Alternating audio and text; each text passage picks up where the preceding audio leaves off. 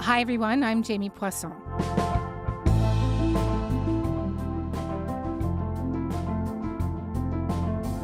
Airstrikes and tanks continued pounding the outskirts of Gaza City over the weekend as Israel's plans to seize the largest urban center continued. About half of Gaza's population is currently living in the city. A wide-scale operation could begin within days. This is all happening as the world's leading authority on food crises is saying that the city and surrounding areas are gripped by famine, and that it's likely to spread throughout the territory unless a ceasefire is negotiated and aid restrictions lifted.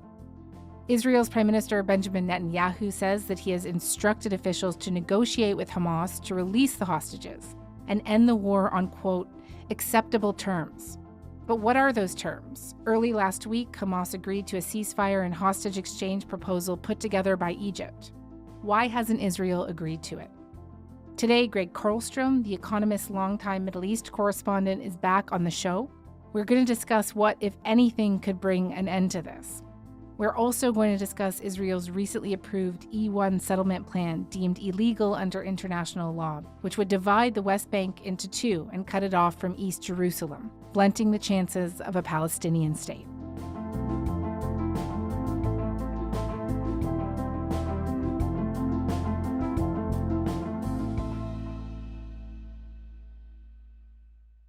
Greg, hi. Thank you so much for coming back onto the show. It's always really great to have you. Thanks for having me again.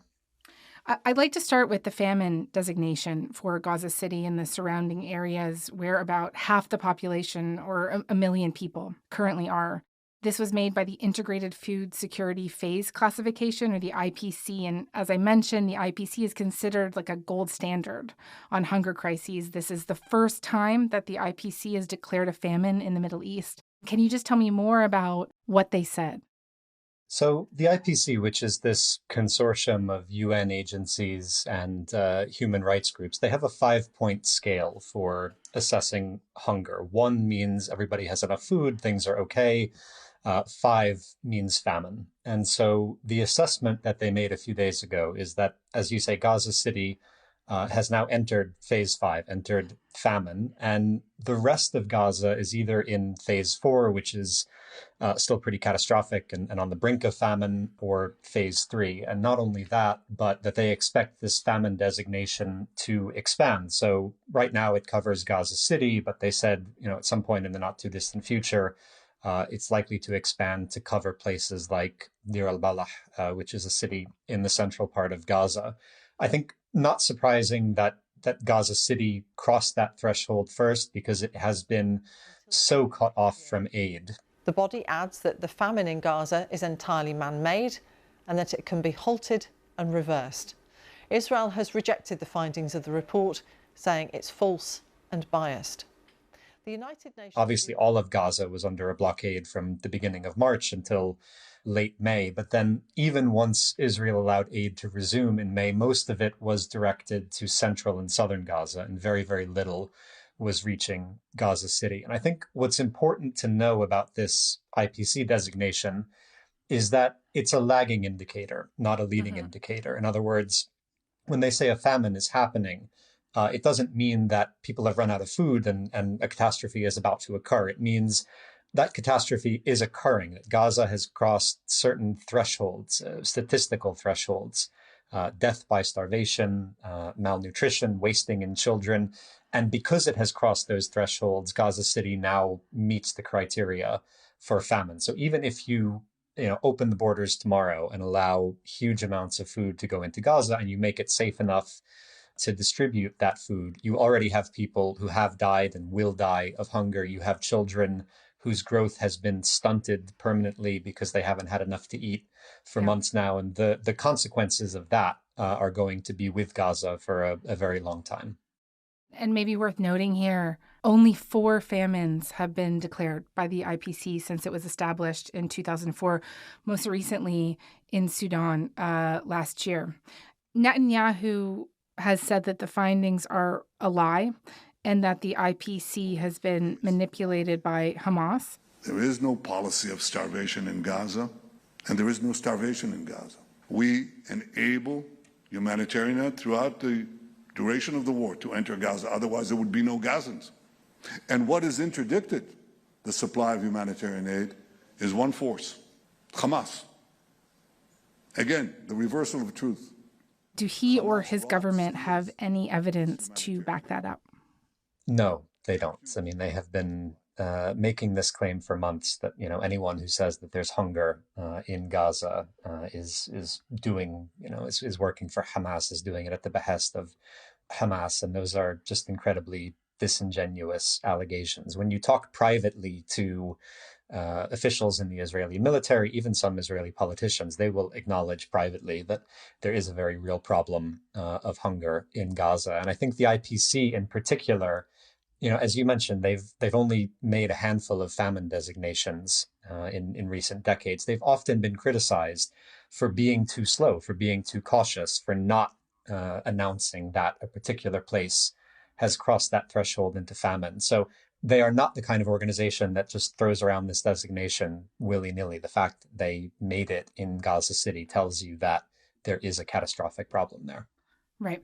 And I know in the far north, it probably would also be categorized in phase 5, but the IPC hasn't made that designation because they say that they don't have the data for it. So it sort of speaks to how careful they are. Gaza City, of course, isn't just facing famine. It is facing a ramped up military operation by the IDF. We're speaking Sunday afternoon, Toronto time. And just talk to me about what we saw over the weekend and where things stand as of today. I think what we're seeing right now is still sort of the prelude to this promised major Israeli offensive to occupy Gaza City or destroy Gaza City, depending on which Israeli politician you're listening to. We've seen very heavy bombardment. Israel has sent additional troops to places like Jabalia, which is a refugee camp in Gaza City. So steadily escalating, but it isn't yet the sort of major, multiple division level offensive that the Israelis have threatened. I think that is still several weeks away. Probably that's going to require calling up a very large number of reservists, and we haven't seen the army do that yet. And so I think we're still in the early days of that. But nonetheless, the consequences of it have been horrific for Palestinians. Every day there are reports of dozens of people being killed and people fleeing, but not being sure where they're supposed to flee.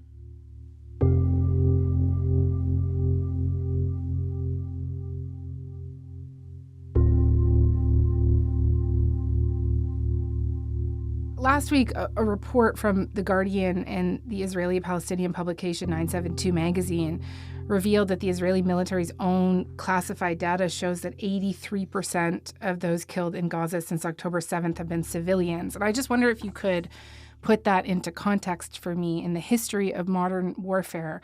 How exceptional is a civilian death toll of 83%?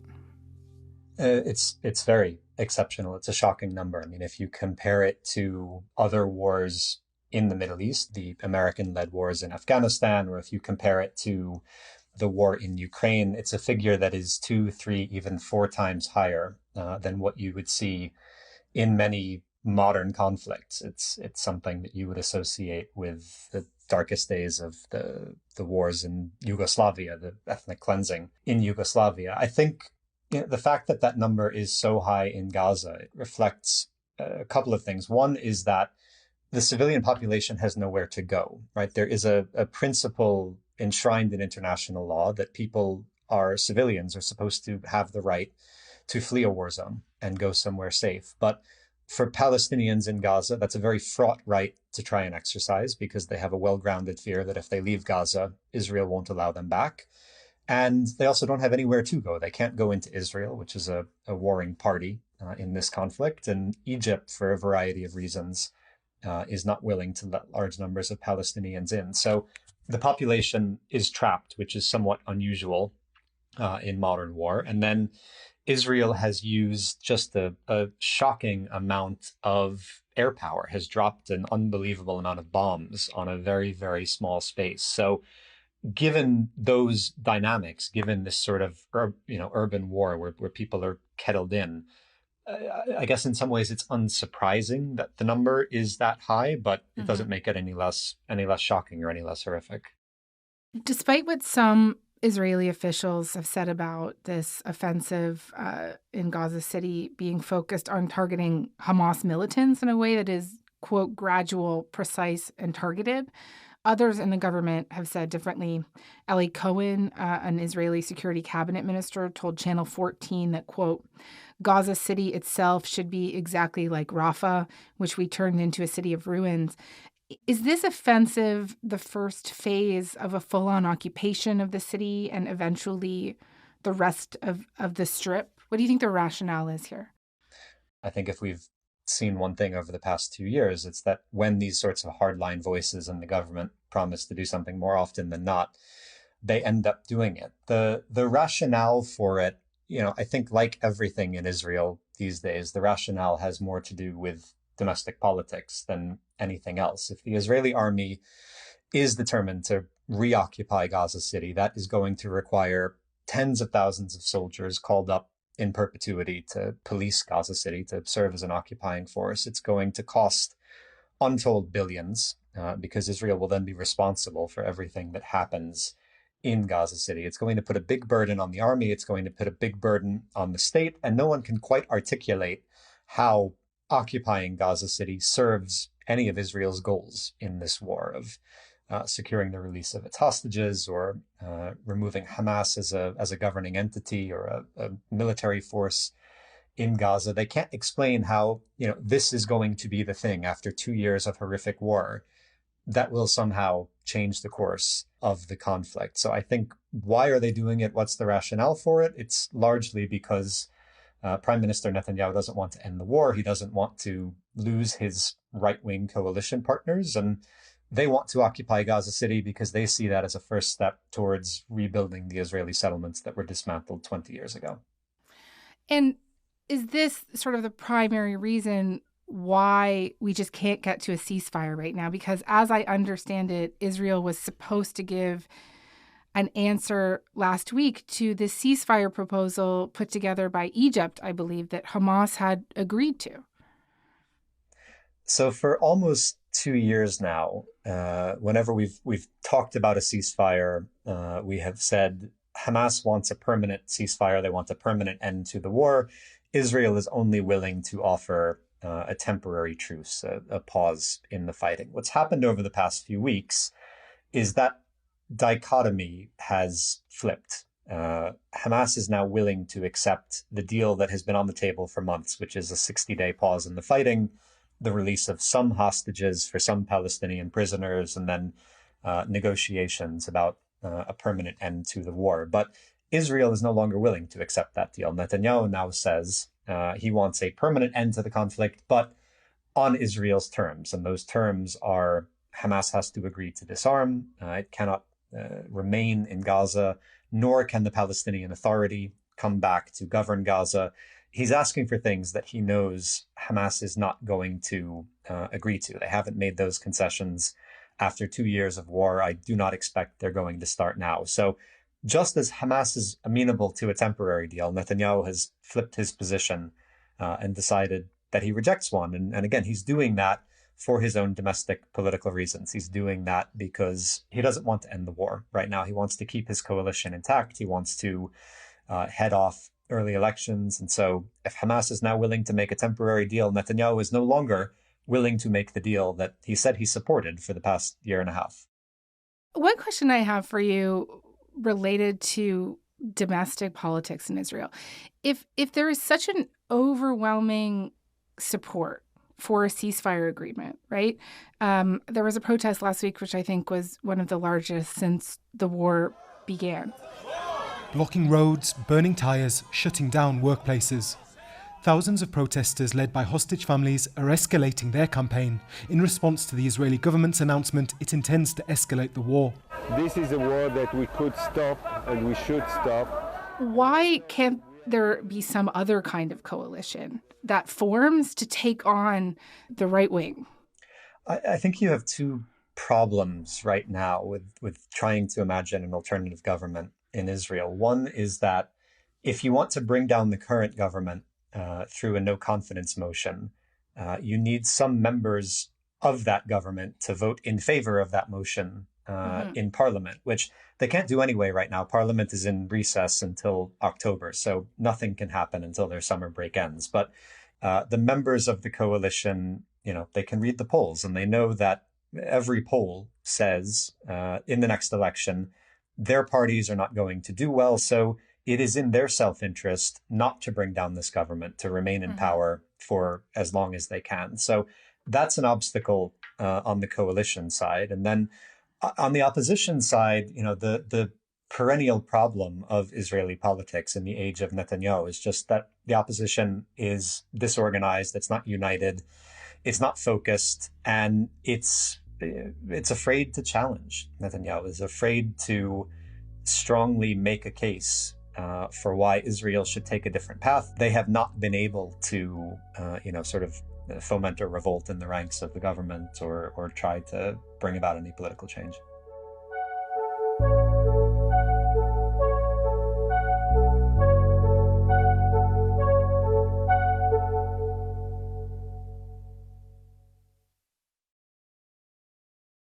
I'd like to talk with you a little bit about what has been taking place in the West Bank. Firstly, there has been this campaign of violence by Israeli settlers on Palestinians living in the West Bank, from arson to fatal clashes. And just, can you tell me about some of the reporting, both from journalists and human rights organizations, that has found that in many cases the IDF has supported settlers carrying out these attacks?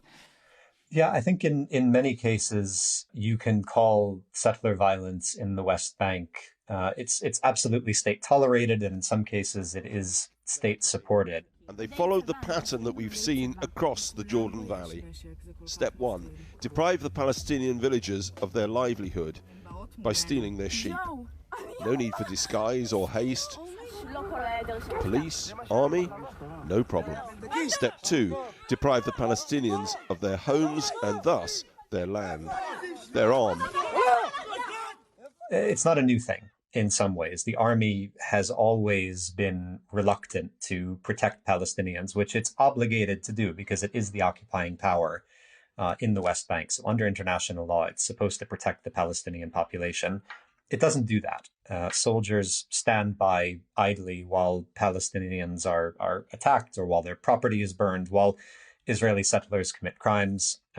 Those crimes are almost never investigated, let alone prosecuted, let alone leading to convictions. But it's gotten worse over the past 2 years. You've had a government that has been more tolerant of settler violence, that has ended, for example, the practice of administrative detention, which is holding people, both Palestinians and Israelis in some cases, without trial when they're suspected of being involved in violence. It's ended that practice only for Israeli settlers. It continues to do it for Palestinians. And the army, which is increasingly, particularly in its combat units, increasingly populated by either settlers or people who are ideologically aligned with the settler movement. You have units in the army that are, very inclined now to turn a blind eye. So, of course, it is within this context that the E1 West Bank settlement plan was given final approval by Israel last week. If things move ahead quickly, infrastructure development could start in the coming months, and homes could start being built in about a year. And just, could you lay out for me how this plan will literally physically divide the West Bank and the geographical significance of that? So it's a little hard to visualize if you don't have a map in front of you, but there is a patch of land between East Jerusalem and Male Adumim, which is an Israeli settlement just to the east of Jerusalem in the occupied West Bank. This patch of land, which is known as E1, is what Israel is targeting to build settlements on, but it's also the most direct route between Ramallah, which is the administrative capital for the Palestinians in the West Bank, and Bethlehem and other cities in the southern part of the West Bank. So what happens is if Israel builds up E1, if they turn that into a settlement, which will then be connected to East Jerusalem on one side and to Male Adumim on the other side, the Palestinians may no longer have that corridor to travel between the northern and southern parts of the West Bank. And then the only way to do that, to get between the two halves of what is meant to be the heart of their future state,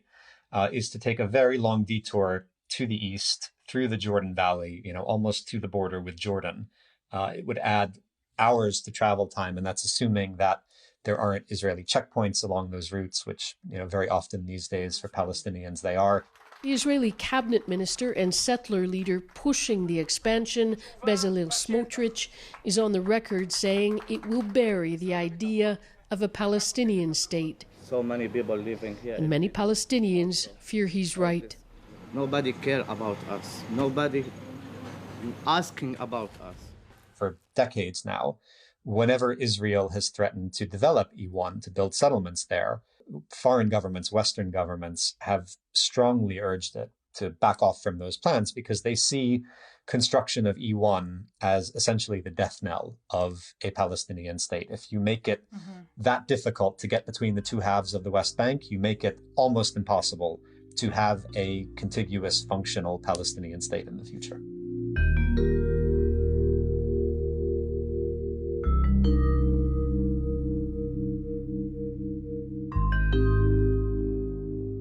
A Palestinian state is going to be recognized by a number of countries, including Canada. Canada recently declared that they will recognize a Palestinian state at the United Nations General Assembly in September. But what does it matter for them to recognize a Palestinian state if it's made functionally impossible by physical settlements that are happening on the ground? And even if that doesn't happen, even if construction doesn't start at E1, I'm not sure how much difference it makes. I think the question that I have had with these announcements about recognizing Palestine is, then what? Great, you go to the United Nations, you say that we are joining the 100+ countries that already recognize Palestine, but that state doesn't exist. That state remains under Israeli occupation, and there's no prospect, I think, in the foreseeable future of Israel deciding on its own to end that occupation. So what do you do next? Canada, France, the UK, are they going to then take punitive steps towards Israel? Are they going to say, we recognize a Palestinian state, you are preventing that state from emerging, ergo we're going to apply sanctions or take some other measure against you? Are they going to do that? Or is this sort of a diplomatic box-ticking exercise where you can say we recognize Palestine, we did our part for the Palestinians, and then essentially wash your hands of it? I suspect it's going to be closer to the latter than the former, in which case this recognition, I think, doesn't really have much real-world impact. Okay. And just lastly, we talked about the impediments for a ceasefire right now and related to the international community. We've seen many statements come out in regards to the onslaught on Gaza City. Do any of them have any more teeth than what we have been seeing over the last many, many months? Not really. I think you have this dynamic now where, for most countries in the world, you can put out these statements, but there's an expectation that there's not much that you can do, and therefore there's not much that you need to do. Everyone is looking to Washington. Everyone is looking to Donald Trump to finally push Netanyahu to end this war. And Trump has had days over the past 7 months where it seems as if he's interested in doing that, but then comes out and says something different. And the way he's talking lately is about Israel should do whatever it wants. Israel should crush Hamas. Israel should expand the war. He seems to be giving Israel carte blanche. Hamas didn't really want to make a deal. I think they want to die, and it's very, very bad. Are you done? And it got to be to a point where you're going to have to finish the job. They really. If there's no pressure from the American government, I don't think Netanyahu is going to end the war. But because of that, I think many other countries have been able to almost abrogate their responsibility to try and do something. We've seen, as you say, many critical statements from Western governments, certainly from Arab governments, but we haven't seen many of these countries take real punitive measures against Israel, imposing, if you think Israel is now causing a famine in Gaza, if you think its plans for pushing the entire population to the south are starting to look an awful lot like a plan for ethnic cleansing, if you think this is what the Israeli government is doing, it should be incumbent on you to take some steps to try and, if not prevent that from happening, at least show your displeasure by taking punitive measures. But everybody has largely, I think, washed their hands of that responsibility because they're waiting for Donald Trump to do something, and Trump is not showing many signs that he will. Greg, thank you very much for this. Thank you.